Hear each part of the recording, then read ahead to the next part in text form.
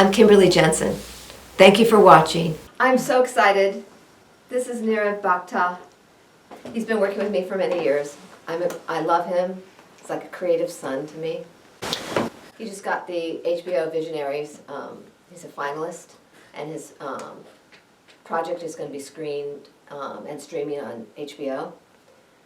And so I am taking this opportunity to say hi, Nirav. Hi, Kimberly. I'm so excited.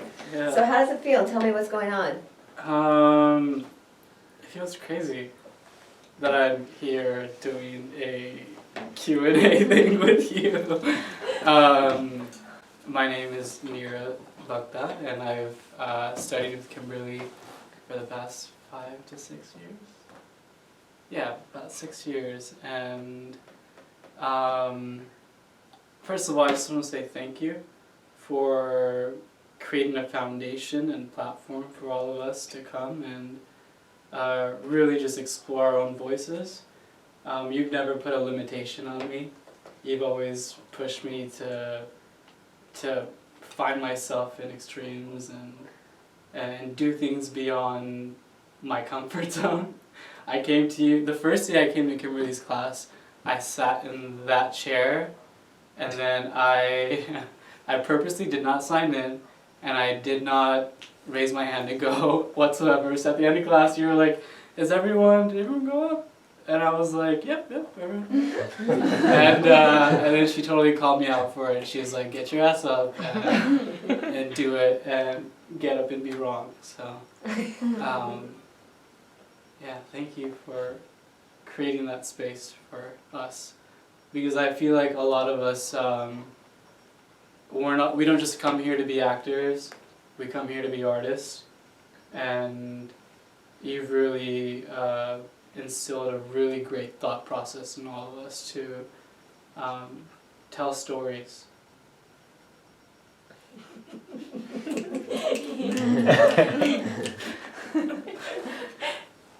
So, how's your life? It's wonderful. Do you want to tell them anything else about, just the journey? Because I've had so many wonderful conversations with Nirav, just like I do with each one of you. Sure. And pushing forward and. Yeah, I guess I can start with what happened. Mm-hmm. So, in October or September, I co-wrote and co-directed a short film for the HBO Asian Pacific American Visionary Short Film Competition, and now we're here. My film was selected as one of the 3 finalists this year. HBO is now giving us a platform to stream on all of their streaming services, HBO Now, HBO Go, and it basically serves as a directorial debut.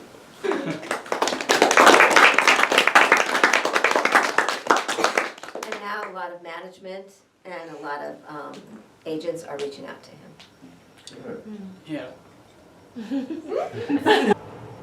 So you created the short film in mind with submitting it to HBO? Or you had an idea first and then it just so happens there's like an opportunity that you could submit it? So actually our lead actress also came to this class. She had played my mom in like many short films. And we were just having a conversation about representation for herself. She always gets stereotyped to play the older Indian mother that's always arranging somebody's marriage. And she was like, well, like, I have more to me, I want to do more. And we were just like generally thinking of ideas for her. And then we saw the HBO prompt and we were like, well, why not just do this? And it went pretty quick. We started scripting in September and we were to film mid-October. Around October 12th we were supposed to film originally. My brother and my sister-in-law were pregnant and I was supposed to be an uncle for the first time. And I had rushed home, and I was like, okay, I'll go home, meet the baby, and then I'll fly back and I'll shoot this film. When I went home, we lost the baby at full term, and it was pretty devastating, and I wasn't gonna make this movie, and I think this is why like a class like this is important, because you know how to process your emotions when you are hit with something so heavy, and and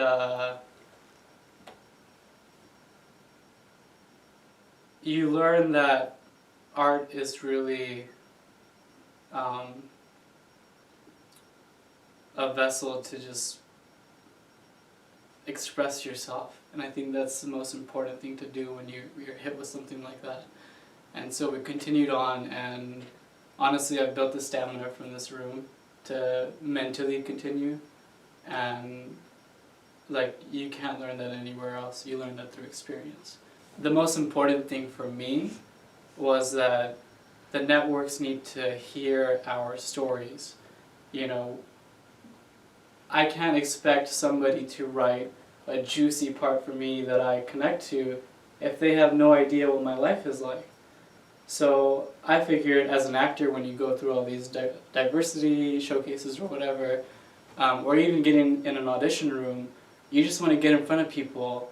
You know, that's something that I learned as an actor. Like, whatever, just get in front of somebody. Just do it. And so I was like, well, what the hell? What do I have to lose if I just get in front of them? You know? And the most important part was to share an authentic narrative that's from my culture, from my heritage, that's not just like in your face, like with stereotypes.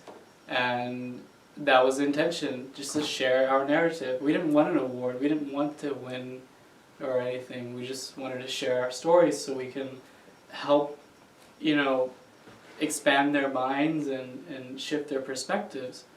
And in my mind I was like, okay, great. Like, you know, when you submit to film festivals, you get a rejection letter usually. Mm-hmm. I was like, okay, great, another rejection letter or whatever.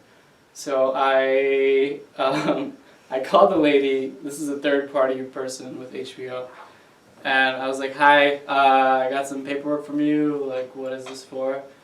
And she was like, yeah, I need all this paperwork, like, by today, by noon, like, could you send it over right away? I was like, okay, but why do you need this? Because it's a rejection letter.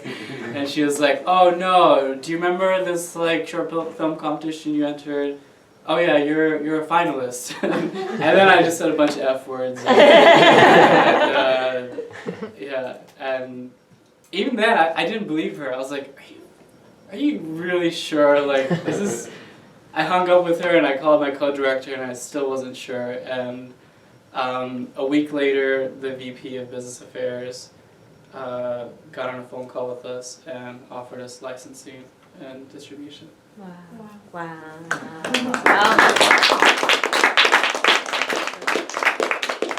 So now we're here. So huge. Yeah. I guess initially I thought that it was just a competition or whatever, and quickly I realized it's much, much more than that. Just observing the past year's winners, some of them have sold their shows to networks like HBO. They're all repped by like the top agencies in town.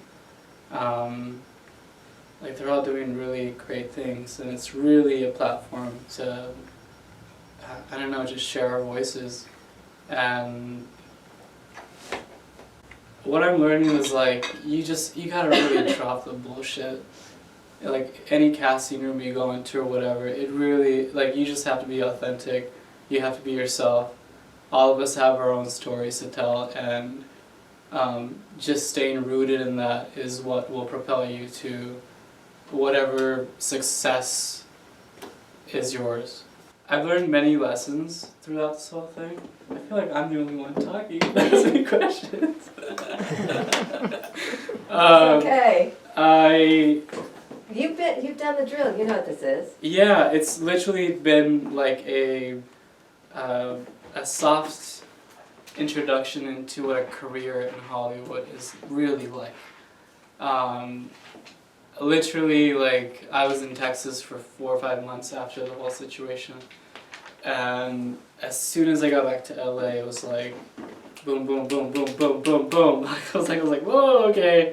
But again, a room like this prepares you for something like that. How you handle yourself, you know, how you create stamina for yourself. How you speak to media, you know, how do you speak to people. It all kind of roots back to here. And whatever little exercises, whatever we do, you teach us to connect with each other. And I think that's what you do when you go out and you talk to journalists or people. You connect with them. They're also human beings. And again, just staying authentic and not faking shit. And I think people will connect to that. And yeah, a funny thing is we had a full day of like media coverage for HBO, and they had given us like 11 pages of dialogue the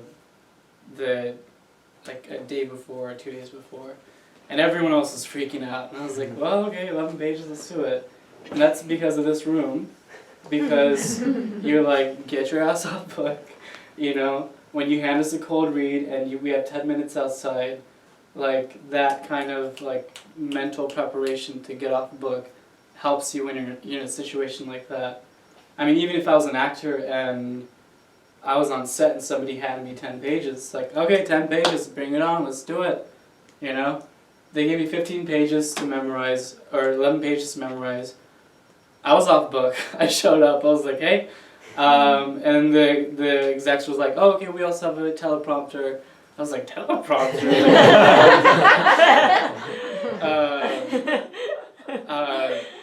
But long story short, people notice. These are the details in your work that people notice. And I remember the executives, they were just like, they didn't know what to do. They were like, oh, we were expecting you to mess up, and we were going to have redirections or whatever. And like I went in and I did my thing, and then I did my other thing. Okay, you need to say a bit for this festival? Cool, here you go. And I don't know, they appreciated it, because it's a collaboration, it's a relationship you're building. And I don't know, just show up, and show up prepared. At the top of my head, I think the deepest, most profound, at least what I can speak of to, is instinct is everything. You know, whether you're creating or whether you're performing, it's everything. You know, whether you're in a collaboration and you don't know if this is exactly going to work out or not, listen to your instinct, because it'll tell you what's right or what's wrong. Or even when you're in a scene and you're acting, you gotta listen to those instincts, because they bring up those surprise moments that create a realness in your world or your performance. So That's really profound that you're talking about instinct, because I have a book that's supposed to come out. It's called Acting with Instinct. nice. This was not planned, but But it's true. It's the essence work. yeah. It really comes down to that. And even being on this side of the camera and like working with actors and understanding things, man, just drop the bullshit and just stay present and listen to your instincts and follow those surprises. And if you haven't worked behind the camera, I encourage you to do so. If you haven't directed other actors, I encourage you to do so. If you haven't written yet, I encourage you to do so, because when all that happens, you have a deeper understanding of what it's like to be an actor, and you have a deeper understanding of where you lie in this whole spectrum of filmmaking, and something shifts with your ego. It's no longer about you. It's about the story. It's how you serve the story. That's what I'm learning, actually. Take the journey and please subscribe. Hi, I'm Kimberly Jensen. Thank you for watching.